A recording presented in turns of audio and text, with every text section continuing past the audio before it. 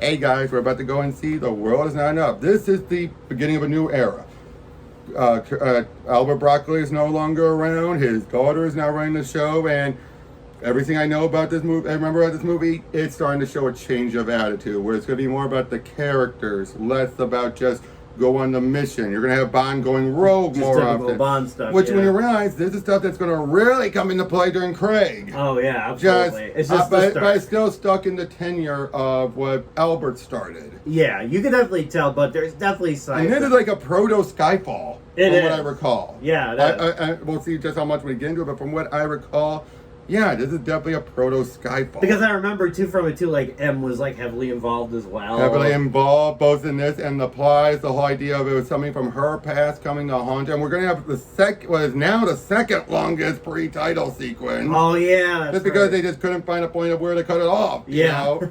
Or something like it was something like that. But yeah, it ends up going to one long action sequence, and you're like, wait, now we're at the title sequence? I was like, whoa, okay. But it was something that caused that. But yeah, and then you have a Bond girl who's really tragic and everything. And then, even already, I remember it more than when I remembered the last one. Yeah, I mean, a little bit. And then on this, I think is when we're going to get another wink to Majesty's Secret Service. Just a wink. I gotcha. Like there's a moment there where you kind of feel like some people think that's the Brosnan Bond, his closest reference to, Yeah. Of course, we're going to have Christmas. Oh, yeah. I don't know any doctor jokes. Yeah. Well, I forgot how I feel about her. We'll find out when we get there, but we'll see you guys on the other end. Yep. Hey, guys, Robert Axe here, and best one of the... And so, we already know Diner Day's not going to come close. No, I can tell you that. Outdid GoldenEye. I know, I was in shock too. It's like, I love GoldenEye with all my heart, but it's a classic. It's a classic. But basically, this clears up and avoids some of the pitfalls of what GoldenEye had. But like we said before at the start, this is a different era. Yeah, completely different. Like this tonally was. There's some elements of it. Yeah, still but most of it, like a good 3/4 of it, is a completely different proto Craig. Yeah, definitely has a lot of the darkness in it. Yeah, definitely. And there's definitely more emphasis on the characters. Yeah, it's less about just go here, go there, go there, go there. Oh, you met a Bond girl. Oh, she died. Oh well, move on. Move on. Yeah. No, this one actually felt like... I had a really complex relationship. And M had a huge part here. She did. And like I said, this is Proto-Skyfall. Absolutely. And so much of what was in Skyfall is retelling this. It is. I don't know if that was intentional on Skyfall's part or not, but... definitely they're there. Yeah, I mean, and you have Elektra, a very compelling villain, although... Is Carver better than her? No. I think Carver is hands down the best of the Brosnan villains. Would you agree to that? Because I don't think Elektra, she's an endearing character. Very endearing. But is she the best of the Brosnan villains? No. I think I disagree on it. You do? Yeah. I think she was really good. No, I think she was really good. But I'm talking about the characterization. Like it's that you know what? Maybe I'm wrong. I think it's just felt a lot more complicated. That's probably why. That's more interpersonal. That's true. Because even when you felt like her death at the end, you really felt it. That's true. Although it did also feel like, I think the big question is, who is really the villain? I know. Her or Renard? I think they both were. Well, they're both united. I'm saying, but which came first? Did she orchestrate her kidnapping for the money and everything? Or did Renard turn her over from Stockholm Syndrome? But I think that makes it more interesting. That is true. Okay, you know what? I retract my statement. It's just, I don't know, just something about her, like towards the end, that performance just felt a little... I guess maybe towards the end, but even then, I think Brosnan still carried it. Oh, no, oh yeah, he carried it. But I'm just saying, towards the end is where I think started to be like, okay, her plan is to blow this up so she can have the oil all to her. Okay, but then why she's like, it's in my blood. It's like, where is this coming from? Yeah. It's some of the dialogue like that kind of threw me off, It's like, but she's talking about her mother's side and all that, but it's like, I still never got that, did you? Was her mother's side, you know what I mean, right? Yeah. I think I followed it. Yeah, it just confused me a bit, It's just like, what? Yeah. I mean, it's still part of the royal family and all that. True, that is true, but... But it's still Judi Dench And stole Judy, the show she every really time she was did. in She here. really did. It just felt like, you watch this and, you're watching her throughout all this and you're just like, what? Because, it's like, she used Elektra. She did. Yeah, and I think that and again that makes M more complex too. Oh yeah, she's not just like, oh Bond, go do this. No, in this case, it reminds us that she is still an operative even before she became M. Yeah, because this was well before she was M. Well before. Absolutely. But they don't get into that detail. They don't go too much. Like, did she just? Because they make good. She just became M in GoldenEye. So clearly, what was her rank? They were saying, oh, she's the numbers up. Like, what was her position before? Yeah. They never made that clear, what her position was, like, in MI6. That would have been something interesting to explore in the next movie, like something to set up, but no. And then Q, the last time we saw Llewellyn. Yep, and it was great. And we got John Cleese. Like, it was short, but, it's John Cleese. He's always great. Yep, Dr. Christmas Jones. Okay, her youth is what got to me. I think she was the weakest part.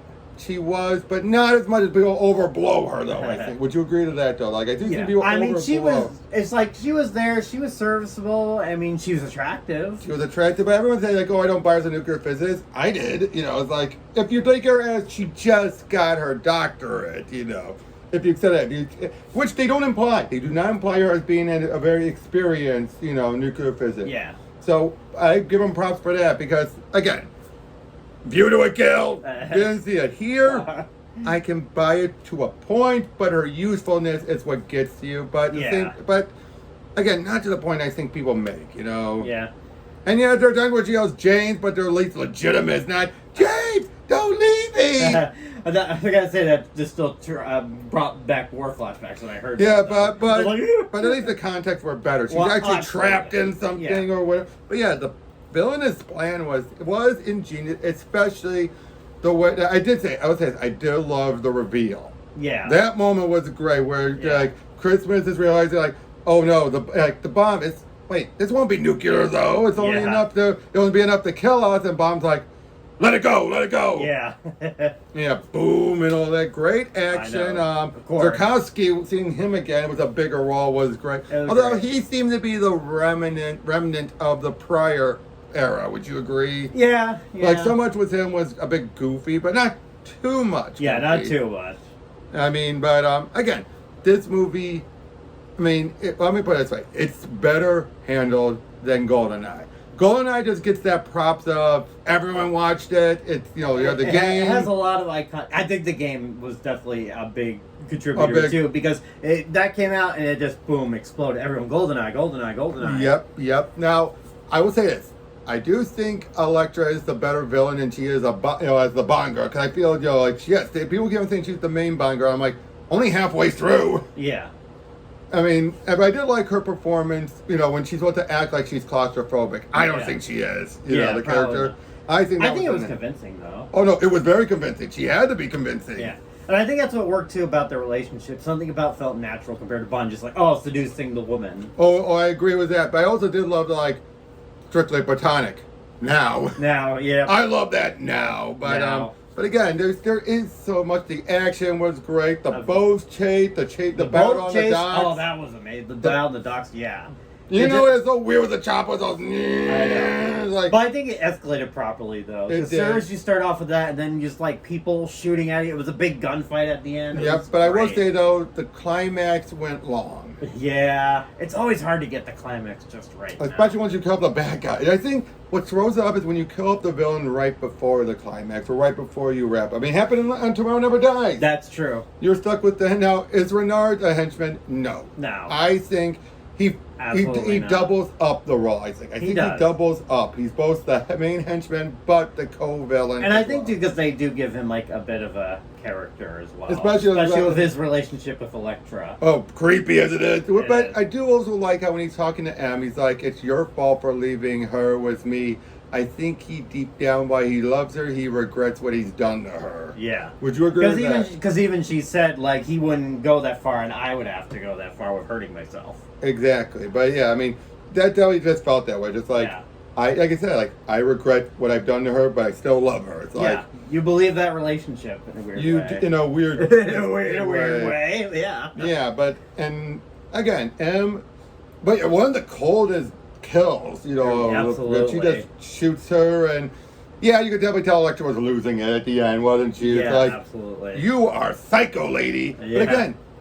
But it depends on if you believe, did she plan her own kidnapping or not? That is because she said, I had to find allies elsewhere. It's like, wait, what?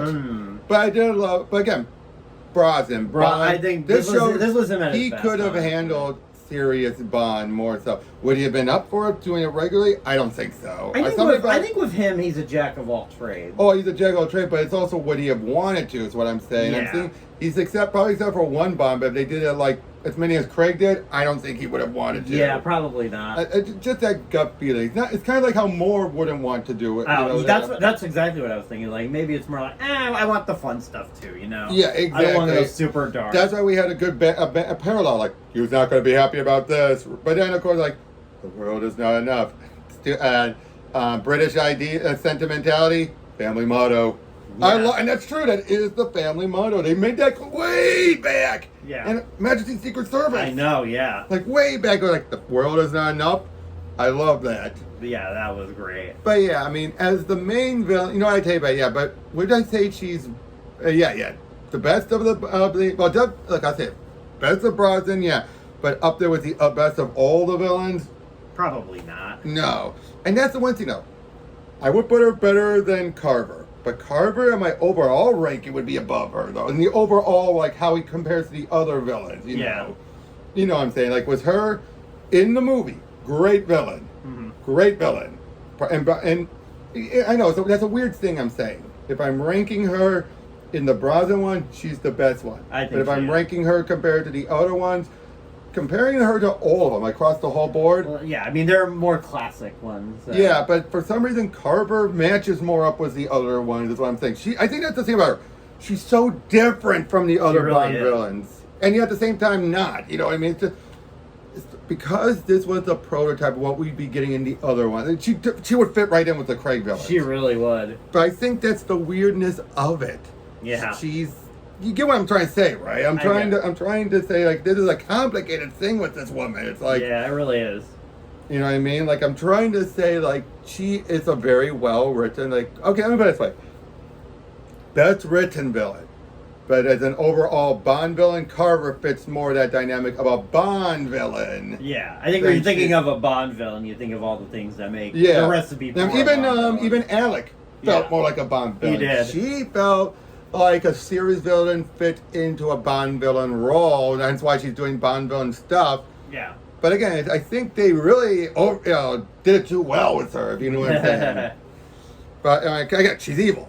Yes. But because I think is throwing it off is because, again, the complexity of did this come across from her Stockholm, or was she this way, and we have no definitive answer, which is good writing, but I think that's what throws me off, it's this whole, she's not a straightforward, Alec had a tragic backstory. He did. But he was money and all that. Yeah. She, on the other hand, had a complicated backstory, but we don't know if she was just evil or if it's a mixture of. I don't know. The more you say it, man, the more you make her sound better than that. It makes her sound like she's a lot more up there. Honestly. No, you're right. You're right. I don't know what it is, dude. I don't know. I don't know what it is, dude. That's my problem. I'm trying to. Just something in the back of my head is you know what I'm saying, right? I'm not dumping. Yeah. I want to make that clear. I'm not dumping on her. I'm not saying she sucks.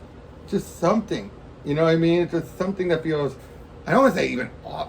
My mind is. Maybe it was too ahead of its time. I think that's probably it. I would say this. She's better than a lot of the Craig villains. Absolutely. But at the same time, I wouldn't say she's the best villain ever, though. I think that's the problem. She's better than the Craig villains. She's better than on the Brosnan one, but at the same time, that doesn't put her at the way top.